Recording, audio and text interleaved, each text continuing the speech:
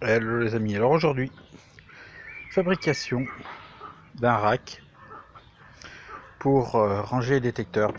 Alors style rack qui servent aussi à ranger en fait les armes de chasse. Donc pour cela, une planche qui fait, je vais vous dire ça tout de suite, 30. Alors elle fait 2 mètres de long, donc avec cette planche de 2 mètres, je la coupe par le milieu, je vais faire 1 mètre chacun. Donc j'aurai mes deux côtés. Il me faut 2 manches. Alors là j'ai pris c'est des manches de râteau. Vous pouvez prendre ce que vous voulez, hein, ou des manches de balai, tout ça. Moi j'ai pris manches de râteau parce qu'ils sont bien gros et en général les manches de balai ils sont quand même assez déformés le bois. Donc pour garder à peu près un bois bien régulier, j'ai pris des manches à râteau. Après il vous faudra 2 supports comme ça qui vont servir, bien sûr, vous avez compris, vu la forme, à accrocher le rack. 4 vis qui vont aller avec ça. 4 vis à voler. Alors ça, elles sont super, ces vis à bois pour les volets. Il y en a une super force de serrage. Si vous avez serré du bois avec des têtes bombées, c'est ça que je vous conseille. Après 4 rondelles comme ça, bombées. Et la bombée, ça fait, alors ça là, elles font 30 mm extérieur, 9 mm du trou. Voilà, hop. Ça c'est tous les trucs qu'on trouve en vrac, qu'on met dans des petites boîtes, hein, et puis après ça vous fait... vous payez juste la boîte. Vous mettez ce que vous voulez dans la boîte et les rondelles, les vis. 4 rondelles comme celle-ci. Alors ça là, si je me rappelle, elles font 18 intérieur et 45 mm extérieur. Donc les rondelles vont aller comme ça. Après il vous faudra une scie cloche pour faire passer ça, et puis pour faire aussi les fins de descente pour ranger les détecteurs. Vous verrez une fois fait. Là c'est, je vous l'explique brièvement.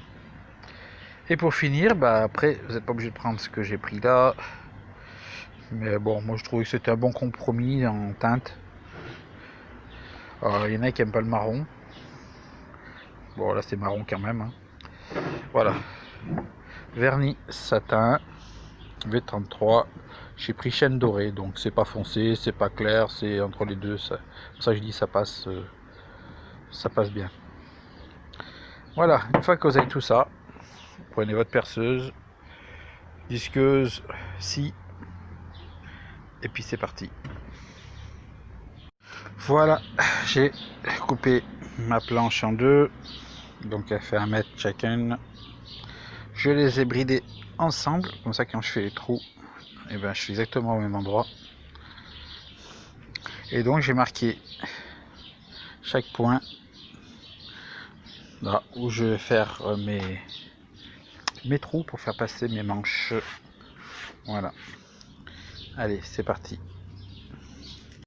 Voilà, les 4 passages sont faits. Maintenant on va s'attaquer à l'endroit où va se glisser les détecteurs. Je commence par faire un trait. Alors là j'ai fait un trait médian je suis à 6, donc après il faut compter que la cloche va faire de chaque côté. C'est une cloche de 29, ça va rajouter donc une moitié là et une moitié là, et ça va être en biais.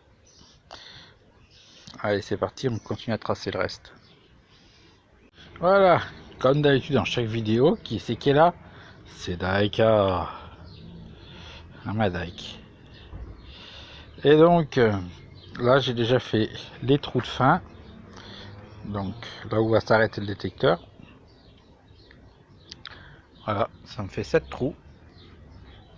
Puis maintenant je vais faire les biais. Voilà, comme on peut voir, j'ai donné un angle. Alors une fois posé, ça donne ça en angle. Et j'ai donc fait un angle de 60 degrés. Maintenant je les coupe. Allez, la nuit arrive. Et j'ai fait une saignée. Vous voyez. Donc demain, s'il pleut pas demain matin, je ferai les 6 autres. Voilà. Donc un petit clin d'œil à Liberty Detect, donc tout à l'heure on était en détection. Donc pour ceux qui n'ont pas vu la vidéo, il faut aller sur ma chaîne Bazor38 où j'ai fait la sortie de détection. Et je lui disais que j'étais tellement claqué que j'avais pas le courage de faire mon support pour le détecteur. Et bien comme tu vois, et ben j'ai repris un tout petit peu de force et puis j'ai quand même attaqué. Voilà. Donc eh ben, petit clin d'œil à Liberty. Je vous dis à demain. Allez, ciao, à demain. Alors les amis, voilà, nous voilà le lendemain. Donc, et je reprends mon support, mon rack. Donc vous voyez, j'ai fait mes 7 encoches. Bon là je vais passer un coup de ponçage pour enlever les traces de traits et puis les traces de petites bavures en surface. Et puis après on va s'atteler à la fixation entre les deux.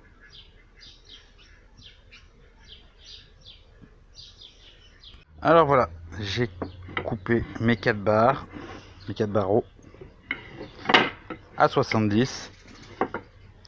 Tac.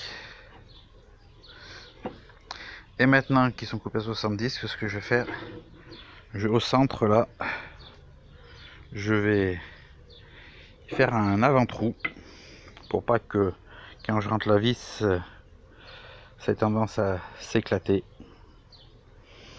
Et puis après, j'assemble tout ça. Alors ça donne ça. Déjà premier côté. Il reste l'autre côté seulement.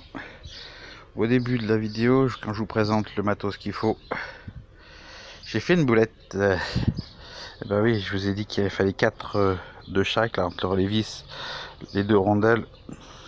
Et ben non, il m'en faut 8. Parce qu'avec les 4, vous faites qu'un côté. Donc je file chercher ce qui me manque. Et on finit cela. Voilà les amis, j'ai assemblé. Ça donne ça. Vous avez remarqué qu'il y a un 3e barreau en haut et en bas. Alors tout simplement parce que en fait, comme il n'y a pas d'arrêt ici, les planches ont tendance à revenir. Alors c'est pas important hein, parce que une fois que c'est, vous voyez, j'ai même une fixation là, une fois que c'est fixé au mur, ben après elles reviennent plus à droite à gauche. Mais bon, moi je préfère que ce soit fixe avant d'installation. Donc eh ben, j'ai remédié en mettant un 3e barreau. Maintenant il ne reste plus qu'à faire la couche de barbouille et puis vous montrer comment ça fait une fois dans les racks. Et ce sera fini.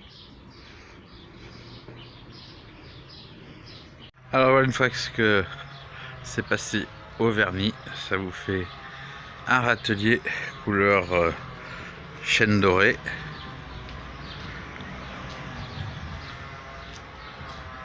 Hop. Voilà.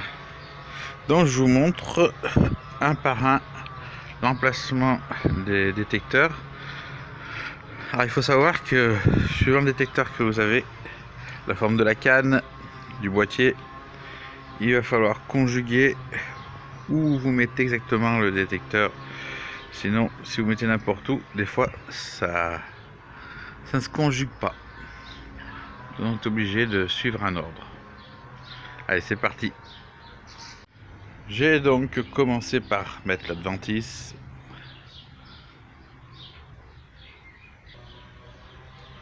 Alors donc, le deuxième en place, vous pouvez voir au niveau de la poignée en S, ça passe vraiment fin.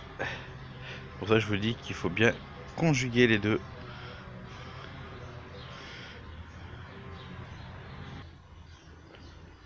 Le troisième Deus, le troisième XP, le deuxième Deus, le premier, le deuxième, l'Adventis. Voilà où on en est, disque replié. Donc là, je viens de poser la T-Pro, vous pouvez voir, là ça passe juste, ça passe aussi jusque là, et que là, et ça y va. Allez, on passe au 1, 2, 3, 4, au cinquième.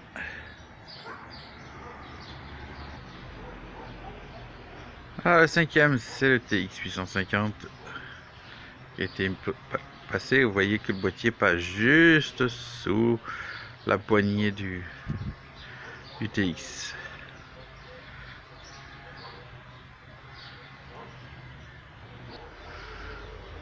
Alors là maintenant, nous avons le cruiser. Alors, le cruiser, vous avez vu, je l'ai mis comme ça, je ne peux pas faire autrement à cause du câble d'un côté qui est à l'inverse par exemple de celui-là. Et du fait que si je l'aurais mis dans l'autre sens, le S allait taper dans le disque. Donc c'était pas possible, donc obligé de les avoir tous dans la même configuration. Et on passe au dernier, sachant qu'il en reste encore 3 que je ne peux pas mettre sur le rotelier. Donc le dernier que j'ai mis en place, c'est le Quest 40. Voilà, donc je vous fais une vue d'ensemble. Tac. Et donc je vais vous montrer aussi un petit truc. Le barreau central va pouvoir nous servir aussi. Donc voilà, j'ai installé, vous voyez, sur la barre centrale, je mets tous les casques. Donc le casque qui me sert à peu près à divers détecteurs. Celui-là je m'en sers surtout avec l'Adventis, le TX et puis le GF2 qui n'est pas sur le truc. Ça c'est le casque, celui-là va nous servir à autre chose maintenant parce que c'est un vestige de ce qui restait du Minelab Equinox. Je mets qu'il est branché sur l'Equinox. Là, ça c'est le casque, le WS4 qui a été modifié en WS5 avec un casque anti-bruit. Et puis le casque du Nocta macro. Puis donc j'ai d'autres casques, mais là c'est pour votre présentation. Pour la présentation, je vous montre ça comme ça. Et puis si vous n'avez pas autant de détecteurs à rentrer, à la place du détecteur, vous pouvez mettre votre pelle. Voilà. Ou autre. Hein. Pas obligé de ce modèle là. Hein. Toute pelle qui rentrera dans l'écartement. Et puis là, je vais préciser un truc aussi. Je viens juste d'y penser. Alors je sais pas si j'y ferai. Mais en fait, sur ces 3 derniers barreaux là, je peux y installer une fine planche. Pourquoi faire? Et bien tout simplement pour mettre, poser, ranger les aimants. Pour la détection éléments, la pêche éléments. Voilà, tout simplement. Bon, sur ce, j'espère que cette vidéo vous a bien plu. Et puis je vous dis à plus pour une prochaine vidéo bricolage. Tchuss.